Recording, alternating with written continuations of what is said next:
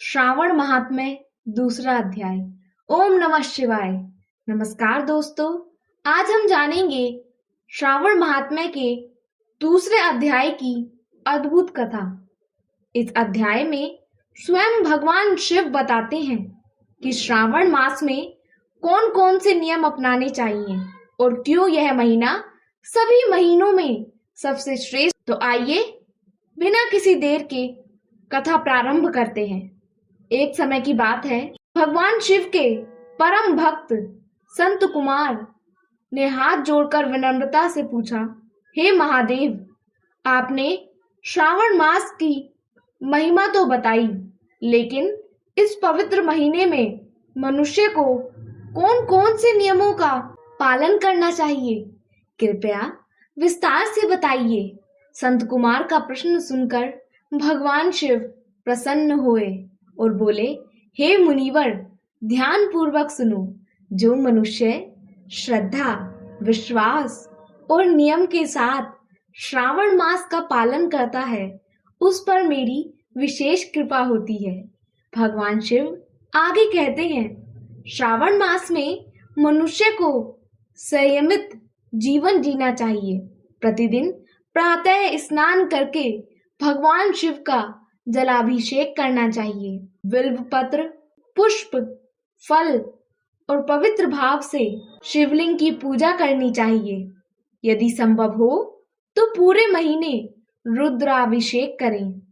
ब्राह्मणों, साधुओं और जरूरतमंद लोगों को भोजन कराएं तथा यथाशक्ति दान करें।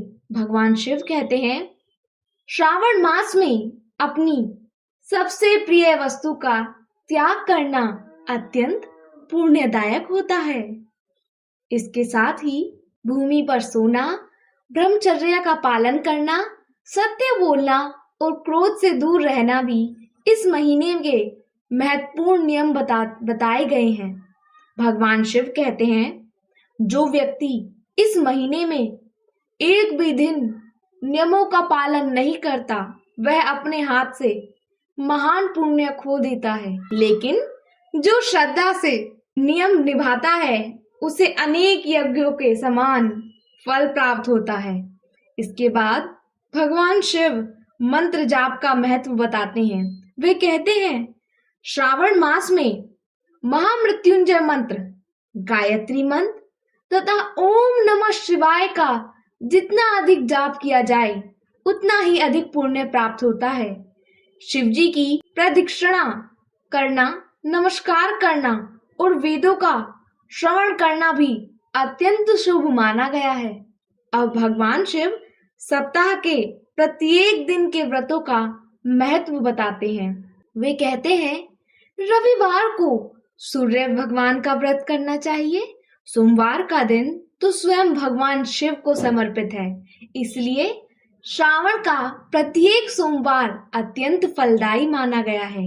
मंगलवार को मंगल गौरी का व्रत करें, बुधवार को बुध ग्रह का व्रत करें, गुरुवार को बृहस्पति भगवान की पूजा करें, शुक्रवार को संतोषी माता तथा महालक्ष्मी की आराधना करें और शनिवार को शनि देव की पूजा करनी चाहिए। इसके बाद भगवान शिव श्रावण मास की विशेष तिथियों का महत्व बताते हैं। वे कहते हैं, श्रावण शुक्ल पक्ष की तृतीया को गौरी व्रत किया जाता है। चतुर्थी को भगवान गणेश की पूजा करनी चाहिए। पंचमी को नाग देवता की पूजा का विशेष महत्व है। षष्ठी को भगवान कार्तिकेय की आराधना करनी चाहिए। एकादशी भगवान विष्णु को समर्पित है। द्वादशी के दिन भगवान वामन का पूजन श्रेष्ठ माना गया है और चतुर्दशी के दिन भगवान शिव की विशेष पूजा करने से अनंत पुण्य प्राप्त होता है। भगवान शिव कहते हैं, जिस तिथि में जिस देवता की पूजा बताई गई है, उस दिन उसी देवता की श्रद्धा से आराधना करने पर भी सभी मनोकामनाएं पूर्ण होती हैं। अब भगवान शिव भोजन के नियम बताते हैं। वे कहते हैं, श्रावण मास में सात्विक भोजन करना चाहिए। हरी पत्तेदार सब्जियों का त्याग करना श्रेष्ठ माना गया है।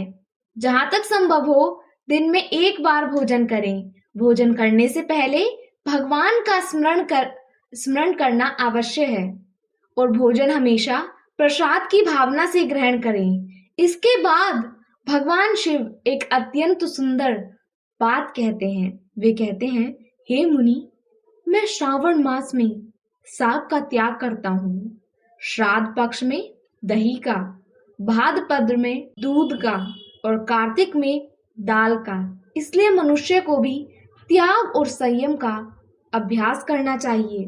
भगवान शिव आगे कहते हैं, जो मनुष्य पूरे श्रावण मास में भक्ति, नियम, दान, जप, पूजा और संयम का पालन करता है, उसके सभी पाप नष्ट हो जाते हैं, उसकी मनोकामनाएं पूर्ण होती हैं और अंत में वह मेरे परम धाम को प्राप्त करता है।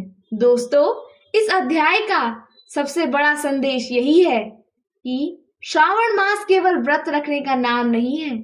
यह महीना हमें संयम, सत्य, सेवा, दान, भक्ति और आत्मशुद्धि का मार्ग सिखाता है। यदि हम सच्चे मन से भगवान शिव का स्मरण करें और उनके बताए नियमों का पालन करें तो जीवन में सुख, शांति और भगवान की कृपा दोनों प्राप्त होते हैं। हर हर महादेव। अगर आपको यह कथा पसंद आई हो तो वीडियो को लाइक करें और अपने परिवार, मित्रों के साथ शेयर करें और ऐसी ही सनातन धर्म की पवित्र कथाएं सुनने के लिए हमारे चैनल को सब्सक्राइब करना न भूलें। ओम नमः शिवाय।